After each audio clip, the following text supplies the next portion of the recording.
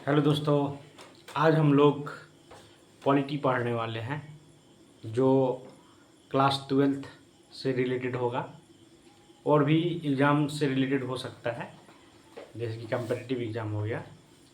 तो मेनली हमारा फोकस रहेगा वो रहेगा क्लास 12th।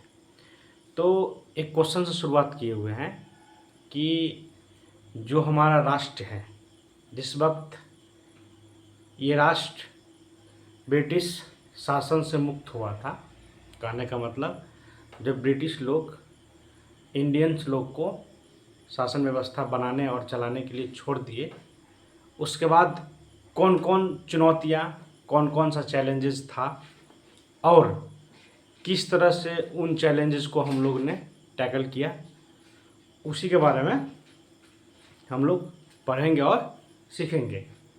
तो यहाँ पे लिखा हुआ है कि राष्ट्र निर्माण की चुनौतियाँ, ये जो पॉइंट लिखी हुई है ये मेन चुनौतियाँ थी। जैसे कि सबसे पहले लिखा हुआ है कि भारत का राजनीतिक एकीकरण, विभाजन की समस्या, कश्मीर समस्या, भाषाई के आधार पर राज्यों का पुनर्गठन, लोकतंत्र की स्थापना। एक ही लेक्चर में ये सारे चीज़ को डील करना थोड़ा सा मुश्किल होगा, इसीलिए हम लोग स्टेप बाय स्टेप सबसे पहले देखेंगे भारत का राजनीतिक एकीकरण। इसका क्या मतलब हुआ? तो जब इंडिया या फिर भारत आज़ाद हुआ तो उस समय, या फिर ऐसे समझ ले, थोड़ा इससे पहले चलते हैं कि जब ब्रिटिश का शासक था, कहने का मतलब कि कमोबेश अस्थाई या फिर अस्थाई रूप से या फिर डायरेक्ट या इनडायरेक्ट रूप से ब्रिटिश का ही शासन था। अब मान लेते हैं कि कोई क्षेत्र है, उस क्षेत्र का कोई राजा है, तो राजा इनडायरेक्टली उस पर अधिकार किया हुआ है, शासन व्यवस्था चला रहा है, लेकिन अंतोगत्वा मतलब लास्ट तक उसका जो है अधीनस्थ वो ब्रिटिश के हाथ में था। तो यहाँ से हम ये सीखे कि राजा का शासन व्यवस्था तो था, लेकिन अंतोगत उसका जो कमान है वो ब्रिटिश के हाथ में था। तो जब इंडिया आज़ाद हुआ तो प्रोसेस वही था, बस एक ही चीज़ चेंज हुआ था, वो था कि अब ब्रिटिश उसको छोड़ दिया, क्योंकि अब जो है शासन व्यवस्था वो भारत के लोगों को तय करना था, भारत के नागरिकों को तय करना था कि अब भारत की शासन व्यवस्था किस प्रकार की होनी चाहिए। तो उस समय अनुमानतः लगाया जा रहा है कि 562 से 565 देसी रियासतें थी। अब यहाँ पे एक नया टर्म आ गया, देसी रियासतें। तो ये क्या होता है? तो अभी बताए थे कि मान लो कि कोई क्षेत्र है, उस क्षेत्र का कोई राजा है, उसी तरह से निज़ाम हुआ करता था, है ना। तो ये लोग जो है अपना शासन करते थे, और कई गो था, तो 565 से 562 से 565, मतलब इतना ज़्यादा छोटे छोटे रियासता, जहाँ पे शासक थे वो राजा हो सकते थे या फिर निज़ाम हो सकते थे, है ना। तो ये लोग अपना शासन कर रहे थे, और आज़ादी से पहले उसका कमान कहाँ था? तो ब्रिटिश के पास, मतलब अंग्रेज के पास। लेकिन उन्होंने जब छोड़ के गया तब ये चुनौती थी कि ये बिखरा हुआ है कई गो 565 देसी रियासत। कहने का मतलब अब उस सब को इकट्ठा करना बड़ा मुश्किल काम था कि उस सब को मिला के एगो राष्ट्र का निर्माण करना है, मतलब एगो देश का निर्माण करना है। तो कैसे होगा? तो यहाँ पे पढ़ना है हमको सरदार वल्लभ भाई पटेल और उसके साथ बीपी मेनन। ये दो व्यक्ति थे, नाम याद रखना है, सरदार वल्लभ भाई पटेल और बीपी मेनन। अब सरदार भाई पटेल का अहम योगदान है। थोड़ा सा आगे बढ़ते हैं। जब देश 15 अगस्त 1947 को आज़ाद हुआ, तो उसके बाद की ये घटना बता रहे हैं हम कि उसके पास क्या था? तो ये बिखरा पड़ा था कैगो 565 देसी रियासत, जो अलग अलग शासक उस पर शासन कर रहे थे। उन सभी को एकत्रित करना, एकीकरण करना, ये काम बीपी मेनन और सरदार वल्लभ भाई पटेल का था। मतलब अहम भूमिका जो है इन दोनों व्यक्ति का था। अब ये व्यक्ति जो है एक, अब मान लो कि तुम कह दिया हमको कि हम जो है ना इस ग्रुप में शामिल होंगे, तो सिर्फ बोलने से तो नहीं होगा, है कि नहीं? कुछ कागजी प्रोसेस होना चाहिए। तो इन्होंने, बीपी मेनन ने वो प्रोसेस बनाया जिनका नाम था क्या? Instrument of accession. क्या नाम था?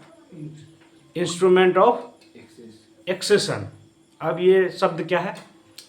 तो एक तरह से पेपर वर्क समझ लो कि बीपी मेनन सर ने कि इंस्ट्रूमेंट ऑफ एक्सेशन, मान लो कि पेपर तैयार किया, ठीक।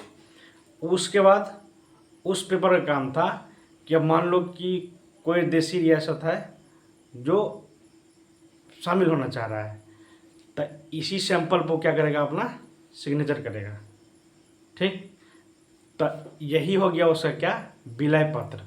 कहने का मतलब अब वो जो देसी रियासत है वो भारत राष्ट्र में शामिल हो गया। तो यही इंस्ट्रूमेंट ऑफ एक्सेशन पे सबसे साइन करा के उसको भारत का हिस्सा बनाना शुरू कर दिए। यहाँ तक कोई समस्या?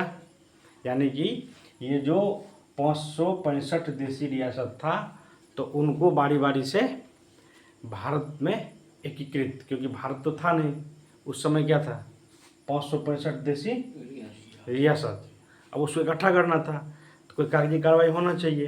तो यही व्यक्ति बीपी मेनन साहब इंस्ट्रूमेंट ऑफ एक्सेशन जो पेपर वर्क था उस पर जो विलय होना चाह रहे हैं उसका सिग्नेचर करके उसको भारत में एकीकृत कर रहे थे। लेकिन कमोबेश लगभग सभी रियासत मान गए और जो हमारा इंस्ट्रूमेंट ऑफ एक्सेशन जो था पेपर, उस पर सिग्नेचर करके भारत का हिस्सा बन गए। लेकिन यहाँ पे हम लिखे हुए हैं जूनागढ़, इम्पोर्टेंट है। क्या लिखे हैं? जूनागढ़, हैदराबाद और जम्मू कश्मीर। मतलब ये एक्सेप्शनल केस था, जो देसी रियासत था लेकिन विलय पत्र पे साइन करने से इनकार कर दिए। और इनका मानना था कि कुछ तो कह रहे थे कि हम अलग रहेंगे, मतलब स्वतंत्र रहेंगे, और कुछ का मानना था कि हम पाकिस्तान का हिस्सा बनेंगे, इंडिया का हिस्सा नहीं बनेंगे। आया बात समझ में? क्यों? क्योंकि यहाँ पे एक हेडलाइन दिए हुए हैं, विभाजन की समस्या। इससे पहले क्या हुआ था? जैसे कि 15 अगस्त 1947 को भारत आज़ाद हुआ, तो ठीक एक दिन पहले यानी कि 14 अगस्त 1947 को पाकिस्तान भी स्वतंत्र हुआ था। कहने का मतलब ये दोनों पहले भारत का ही हिस्सा था, लेकिन 1940 से ही सांप्रदायिक दंगा कहने का मतलब कि संप्रदाय के आधार पर, यानी कि धर्म के आधार पर लड़ाई झगड़ा हो रहा था।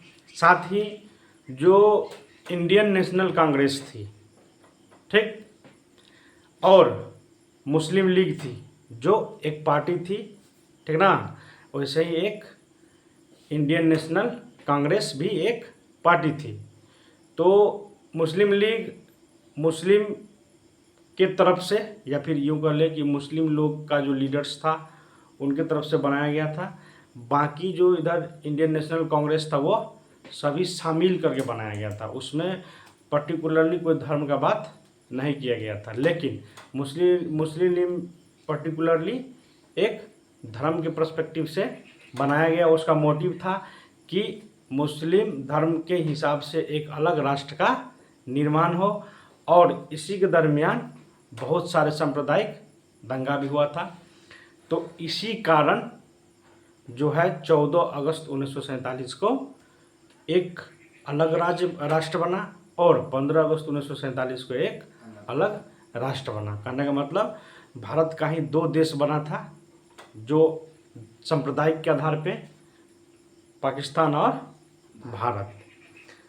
तो अब दोनों अलग कंट्री हो गए थे, लेकिन हो सकता है कि कोई 5 व्यक्ति है, अब कोई कहेगा कि हम ए में जाएंगे, कोई कहेगा बी में जाएंगे, मतलब कोई कहेगा पाकिस्तान राष्ट्र में जाएंगे, कोई कहेगा भारत राष्ट्र में जाएंगे। तो इस तरह का माहौल था, तो सब रियासतें एक जगह इकट्ठा हो रहा था। तो यही पेचीदा बना जूनागढ़, हैदराबाद और जम्मू कश्मीर। अब जूनागढ़ का जो शासक था महावत खान तृतीय, वो मुस्लिम शासक था और उनका मानना था कि हम अपना जो है रियासत पाकिस्तान में विलय कर देंगे। मतलब वो पाकिस्तान देश के साथ जाना चाह रहा था। कौन? महावत खान तृतीय कहाँ का शासक था? जूनागढ़ का। ठीक। अब 1947 में इन्होंने मन बनाया कि हम जो है कहाँ विलय करेंगे? पाकिस्तान में, क्योंकि अभी बताए थे कि एक दिन पहले या फिर 2 राष्ट्र का निर्माण हुआ है ना। अब मान लो कि कोई राष्ट्र बना तो होगा ना कि ये हिस्सा तुम्हारा है, ये हिस्सा तुम्हारा है। तो एक राजनीतिक मैप जिसको बोलते हैं हम लोग, रेखा, तो रेड क्लिफ व्यक्ति थे जिन्होंने दोनों को अलग राजनीतिक ढांचा दिया।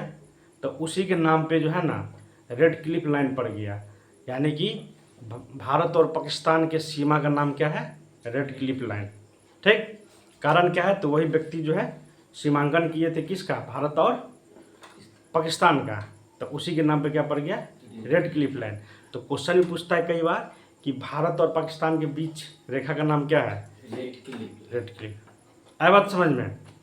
और ये जो है यहाँ लिखे हैं जूनागढ़, तो जो यहाँ के शासक थे महावत खान, तो उनका मन था कि हम अपनी रियासत को, यानी कि जूनागढ़ रियासत था, रियासत का मतलब तो बता ही दिए कि एक क्षेत्र था जहाँ पे लोग रहते थे और एक प्रमुख व्यक्ति था जो उस लोगों पे शासन करते थे, यानी कि शासक थे, राजा थे, है ना।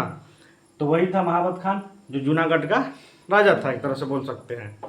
तो उन्होंने मन बनाया कि हम पाकिस्तान में विलय होंगे। लेकिन यहाँ पे एक समस्या थी कि यहाँ लिखते हैं कि जूनागढ़ में जो है समस्या क्या था वो बताते हैं। जो जनता था वो हिंदू था, ठीक, अधिक संख्या में, अधिक संख्या में। लेकिन शासक जो था कौन था? मुस्लिम था।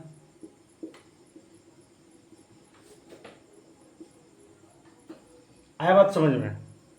तो अब यहाँ पे पेचीदा हो गया कि जनता लोग का मन है कि हम भारत में विलय हो, मतलब भारत राष्ट्र के तौर पे जाना जाए, और शासक का मन था कि हम जो है पाकिस्तान में विलय हो।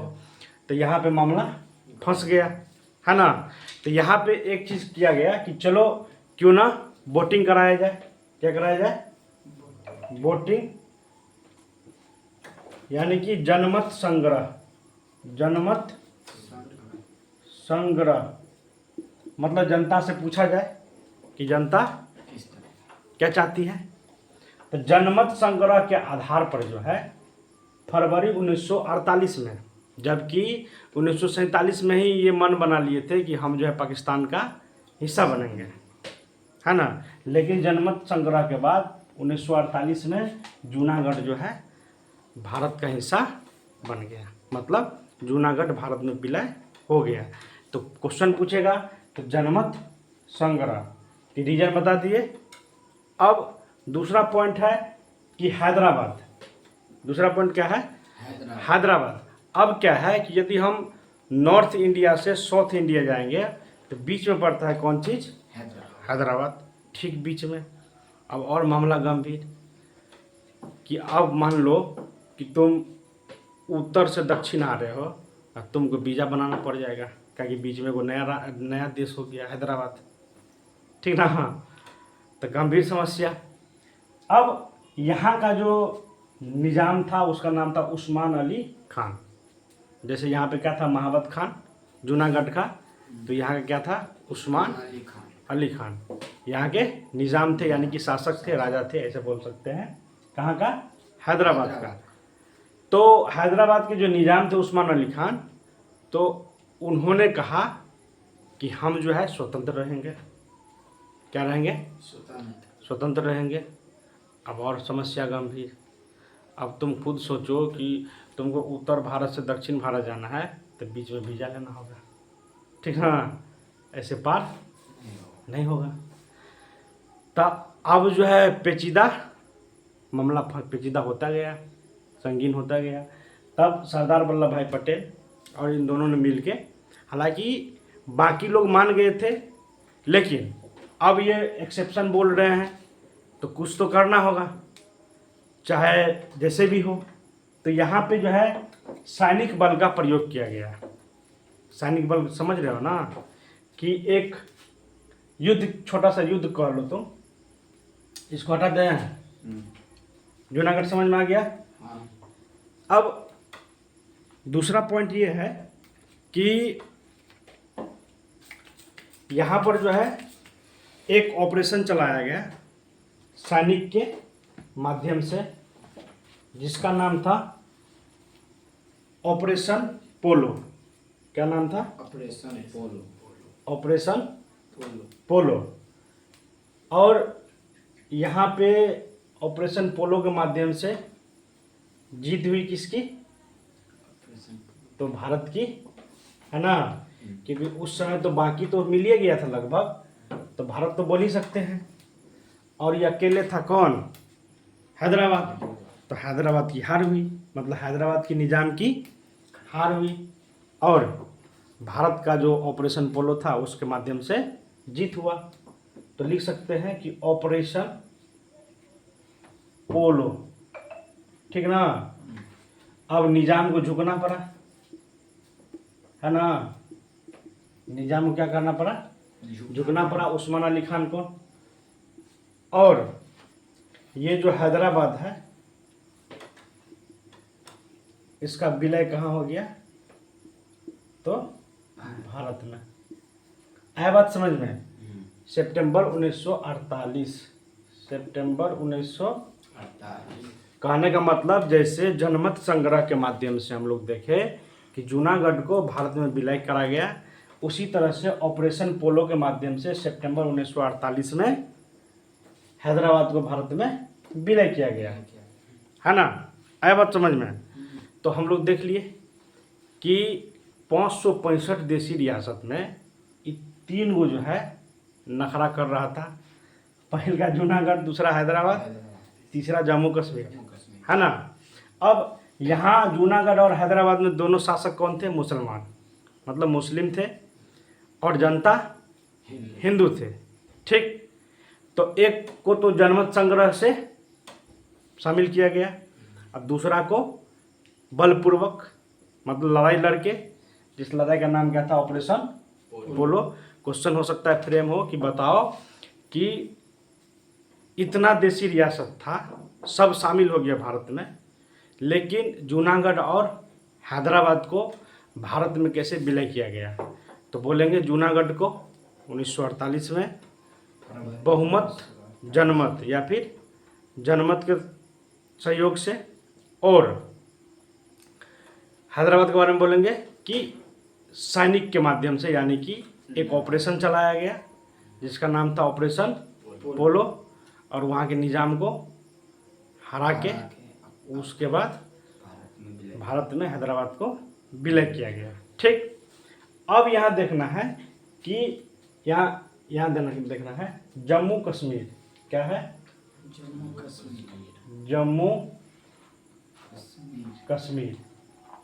ये तो कह रहा था एकर राजा जो था ना वो था हिंदू। क्या था, हिंदू, जगह नाम था हरिहर, हरिहर नहीं, हरि सिंह। यहाँ पे जनता था मुस्लिम, जनता मुस्लिम। आ रहा है समझ में। यहाँ जैसे कि दुगो में बोले, इसका ठीक विपरीत था। यहाँ पे शासक उल्टा हो गया और जनता उल्टा हो गया। अब जो है हरि सिंह कह रहा है कि हम तो अकेले रहेंगे। ठीक, मतलब अकेले कहने का मतलब कि हम स्वतंत्र रहेंगे, हम ना पाकिस्तान में मिलेंगे और ना ही एक जैसे कह रहा था हैदराबाद के निज़ाम जैसे, ठीक ना, उस्मान के जैसे, कि ना हम तो अलगे रहेंगे, बाकी तुम देख लो अपना। ठीक, तो कहा चलो कोई बात नहीं, अकेले रहो। बाकी तो शामिल हो गया था, क्योंकि जो हम टारगेट लिखे थे यहाँ पे 562 से लेके 565 देसी रियासत में, ये एक छोड़ के नहीं, ये 3 छोड़ के, लेकिन ये 2 तो हो ही गया था, तो ये मान लो कि ये छोड़ के। ठीक, तो अब ये कह दिया कि हम स्वतंत्र रहेंगे, मतलब ना तो हम पाकिस्तान में विलय होंगे ना ही भारत में। लेकिन जब पाकिस्तान अलग हुआ था तो उसका मोटिव ही था कि धर्म के आधार पे नया देश बनना चाहिए। तो बन गया, मुस्लिम धर्म के आधार पे वो तो अलग राष्ट्र बन गया। लेकिन यहाँ पे जो संख्या था मुसलमान का ज़्यादा, तो इस लिहाज से पाकिस्तान का कहना था कि ये जो है जम्मू कश्मीर पाकिस्तान का हिस्सा होना चाहिए। ये कह रहा है राजा हरि सिंह कि ना, हम तो स्वतंत्र रहेंगे, तुम कोनो लॉजिक लगाओ, उससे फर्क नहीं पड़ता है। एकदम से कटजीब था ये। ठीक, अब क्या किया, तो यहाँ लिखे होंगे हम कवाली आक्रमण। क्या लिखे हैं? कवाली आक्रमण। यहाँ देखो 1947 कवाली अक्टूबर 1947। आक्रमण, ठीक ना। तो ये जो है देश आज़ादी के बाद यहाँ लिखे हुए हैं, अक्टूबर 1947 में जो है किस पे आक्रमण कर दिया, तो जम्मू कश्मीर पे। ठीक, क्या नाम था? कवाली आक्रमण। अब तुम डेट देख रहा होगा तो लग रहा होगा कि पहले यही हुआ होगा काम, तभी दोनों मिला होगा, क्या गीता 48 में मिला है दोनों, ऐसे दल से लिख रहा है, इसका मतलब पहले यही इसी को मिला लिया होगा। खैर, तीनों एक्सेप्शन था, मतलब तीनों मनमौजी कर रहा था कि हम नहीं मिलेंगे, हम उधर जाएंगे, वो कह रहा है हम उधर जाएंगे, है ना। तो अलग डेट से अब कंफर्म हो गया। खैर, अब कवाली आक्रमण में क्या हुआ, तो पाकिस्तान की तरफ से जम्मू कश्मीर पे क्या हो गया, हमला शुरू हो गया। अब जो है तादाद बढ़ते जा रहा है आक्रमण का, मतलब आक्रमणकारी की संख्या बढ़ते जा रहा है। जब एकरा से कंट्रोल नहीं हुआ, हरि सिंह से कंट्रोल नहीं हुआ, क्या कि आक्रमण तो हो रहा था, तब ये जो है इनको बोले कि आइए बात करना है, क्योंकि शुरू में ही बोले थे बीपी मेनन और सरदार वल्लभ भाई पटेल, इन्होंने ही इन सभी काम को अंजाम दिया था, खुफिया आदमी बोल सकते हैं हम लोग। तब इन्होंने बात की कि क्यों ना अब जम्मू कश्मीर को, है ना, इंस्ट्रूमेंट ऑफ एक्सेशन के तहत, याद रखना ये बात, यहाँ लिखे भी है, इंस्ट्रूमेंट ऑफ एक्सेशन के तहत भारत में विलय किया जाए।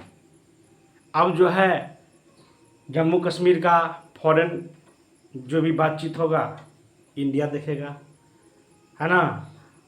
तो वहाँ पे कुछ कुछ रूल था जो इंडिया की तरफ गया। अब बाद में कि ये स्वतंत्र थे कि अपना आप शासन व्यवस्था चला सकते हैं। ठीक, जैसे कि फॉरेन अफेयर बोले ना कि मान लो कोई आक्रमण करेगा दूसरा देश वाला, तो इंडिया उसमें हस्तक्षेप करेगा, ठीक ना। तो ये सब पॉइंट था जिसके माध्यम से इंडिया ने इसका मुंहतोड़ जवाब दिया। तो अब जो है जम्मू कश्मीर के जो राजा थे हरि सिंह, इन्होंने इंस्ट्रूमेंट ऑफ एक्सेशन के तहत भारत में विलय कर लिया। अब जो है इस पर कुछ भी होगा तो उसका जवाब कौन देगा, तो भारत देगा। तो इस तरह से कवाली आक्रमण को क्या विरुद्ध जो है अपना प्रोग्राम चलाएं इंडिया के आर्मी, इंडिया के सैनिक जो भी कह लो, और इस तरह से जम्मू कश्मीर को भी भारत में विलय किया गया। लेकिन यहाँ पे अपवाद है ही, यहाँ लिखा होगा कश्मीर समस्या, लिखा है ना कश्मीर समस्या। तो कव्वाली आक्रमण के दौरान ही जो है, या फिर यूँ कह लें कि और भी युद्ध हुआ उसके बाद, वो बाद में पढ़ेंगे हम लोग, 3-4 बार और युद्ध हुआ पाकिस्तान के साथ। तो इसमें मामला फंस गया कि एक ही हिस्सा पाकिस्तान के पास है और एक हिस्सा भारत के पास है। आया बात समझ में? तो आगे और डिटेल में पढ़ेंगे हम लोग। तो ये था क्या, तो हम लोग का भारत का राजनीतिक एकीकरण। तो इस तरह से जो देशी रियासत था, अलग अलग बिखरा पड़ा हुआ था, तो सबको एक जगह बांधा, एक जगह समेटा, एक नाम दिया, और इनका नाम कौन सी था, तो सरदार वल्लभ भाई पटेल। इसीलिए भारतीय इतिहास में जो है राष्ट्रीय एकीकरण का बिस्मार्क, या फिर भारत के राष्ट्रीय एकीकरण का बिस्मार्क किसे कहा जाता है, सरदार वल्लभ भाई पटेल को। लौह पुरुष के नाम से भी किसे जाना जाता है, सरदार वल्लभ भाई पटेल को। इनका सहयोगी कौन था, तो बीपी मेनन। इनका भी भूमिका अहम है, इसीलिए नाम लिखे हुए हैं। और तुम लोग सुना होगा कि विश्व का सबसे बड़ा प्रतिमा या फिर ऊंचा प्रतिमा, स्टैच्यू ऑफ यूनिटी, इसी का बना हुआ है गुजरात स्टेट में, है ना। सरदार वल्लभ भाई पटेल का ही स्टैच्यू ऑफ यूनिटी बना हुआ है। तो एक पॉइंट समझ में आ गया हम लोग को कि भारत का राजनीतिक एकीकरण कैसे हुआ, देशी रियासत का मतलब क्या होता है, छोटे छोटे राज्य जहाँ पे शासक थे, या हिंदू हो या मुसलमान हो, और अंतोगत्वा उसका जो कमान है किसके पास था, तो अंग्रेज के पास था। लेकिन जब अंग्रेज हटा तो ये लोग कह दिया कि हम अलगे रहेंगे। लेकिन फिर भी कई लोग को शामिल कर लिया इन लोगों ने इंस्ट्रूमेंट ऑफ एक्सेशन के तहत। लेकिन ये 3 को पढ़ना हमको जरूरी है ना। एक बार रिपीट कर दे रहे हैं। जूनागढ़ का महावत खान तृतीय जो शासक थे, और हैदराबाद का निजाम अली, ठीक है, और कश्मीर का हरि सिंह, ये यहाँ के शासक थे। और जनमत संग्रह से क्वेश्चन पूछेगा आप, जनमत संग्रह से किस रियासत को शामिल किया गया था, तो क्या बोलोगे, जूनागढ़ को। ऑपरेशन पोलो के तहत किस रियासत को, हैदराबाद को। उसके बाद इंस्ट्रूमेंट ऑफ एक्सेशन के तहत जम्मू कश्मीर को। बाकी को तो उसी के तहत किया गया था, लेकिन बाद में ये मान गए कि ठीक है चलो। अब तुमसे पूछ देगा कि बताओ जूनागढ़ का शासक हिंदू था या मुसलमान, उसका नाम क्या था, महावत खान तृतीय, ठीक। उसके बाद पूछ देगा कि हैदराबाद का निजाम का नाम बताओ, शासक का नाम बताओ, उस्मान अली खान। उसके बाद पूछ देगा तुमसे कि जम्मू कश्मीर के राजा का नाम बताओ, राजा हरि सिंह। आया बात समझ में? चलो एक बार फिर से रिपीट करो। जूनागढ़ के शासक महावत खान तृतीय। उसके बाद हैदराबाद के निजाम का नाम, मतलब शासक का नाम, उस्मान अली खान। अरबा उसना करो छोड़ा रहो। उसके बाद जम्मू कश्मीर के शासक का नाम राजा हरि सिंह, ठीक। तो इस तरह से जो बिखरा हुआ क्या था, रियासत था, उसको सरदार वल्लभ भाई पटेल ने एक जगह एकीकृत किया, और इसी को बोला जाता है भारत का राजनीतिक एकीकरण। और इस तरह से भारत का राजनीतिक एकीकरण संपन्न हुआ। अब आगे हम लोग देखेंगे विभाजन की समस्या, ठीक। यानी कि विभाजन की समस्या का कहने का मतलब कि ऐसा कौन सा परिस्थिति हो गया जिसके तहत भारत का जो स्वरूप था पूर्व, उसको अलग करना पड़ा। यानी कि एक पाकिस्तान, दूसरा भारत। उसके बाद देखें कश्मीर की समस्या, जो अभी बोले थे कि आखिर उसमें और क्या हुआ, है ना। हालांकि डिटेल तो बता ही दिए हैं कि ये प्रॉब्लम हुआ था कि राजा शासक था हिंदू और वहाँ की जनता था, तो पाकिस्तान का पक्ष था ये मुस्लिम का हिस्सा होना चाहिए, मतलब ये जो जगह है किस में विलय होना चाहिए, पाकिस्तान में। लेकिन कह दिया महाशय कि हम तो अलगे रहेंगे, इस तरह का बात हुआ। और दूसरा ये बचा हुआ है कि भाषाई के आधार पर राज्यों का पुनर्गठन, लोकतंत्र की स्थापना। ये बाकी 3 चीज़ तो हम बोल ही दिए हैं। तो ये 2 चीज़ बचा हुआ है कि अब मान लो तुम कि बहुत सारे लोग हैं, है ना। अब कोई कह रहा है कि नहीं, हम जो भाषा बोल रहे हैं उसका संख्या अधिक है, इस आधार पे मेरा अलग राज्य होना चाहिए। कोई कह रहा है कि मेरा भाषाई लोग अधिक है, इसीलिए मेरे भाषा के आधार पे अलग राज्य होना चाहिए, जबकि सब शामिल हो गया था, लेकिन उसके बावजूद भी ये समस्या उभर के आई। ठीक ना? आया बात समझ में क्या बता रहे हैं? हम ये बोल रहे हैं कि भारत का राजनीतिक एकीकरण हो गया था, मतलब सबको एक में मिला लिया गया था, लेकिन उसके बाद भी ये समस्या आई जिसका नाम क्या था? भाषाई के आधार पर राज्यों का पुनर्गठन। तो फिर जाके तेलंगाना नहीं, आंध्र प्रदेश, ये पढ़ेंगे हम लोग आगे जाके, भाषाई के आधार पर इसको अलग किया गया था। ठीक ना? अब लास्ट पॉइंट है लोकतंत्र की स्थापना। अब सबसे बड़ा काम था कि अब एक जगह जो हो गया है राष्ट्र, देशी रियासत को एक जगह किया गया है, एक राष्ट्र का स्वरूप ले लिया, तो अब लोकतंत्र की स्थापना कैसे किया जाए, मतलब जनता का शासन व्यवस्था किस तरह से इसमें किया जाएगा और क्या क्या होना चाहिए, यह एक बहुत बड़ी समस्या थी। तो इसको हम लोग डिटेल से आगे पढ़ेंगे, और बाकी तो समझ में आया ही होगा। इसको जो है बढ़िया से क्या करना है, स्क्रीनशॉट ले लेना है और लिख लेना है। ठीक है?